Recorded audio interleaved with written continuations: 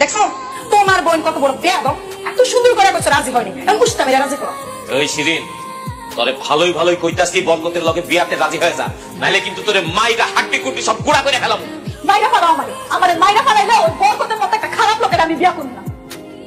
আমি শুনছি ওই লোকে বউ বিদায়, ওর মতো একটা খারাপ লোক আমি জীবনে বিয়া করি না। ভাইয়া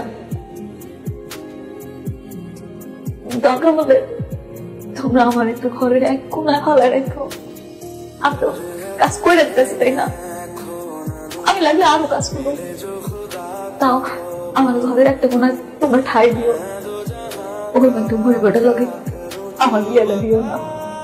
এমনিতে আমার জীবনটা নষ্ট করে রাখছো, আমি ভিক্ষা চাইবো না, আমরা তোমাকে বলি আমার জীবনটা আমি নষ্ট করবো না ভাইয়া।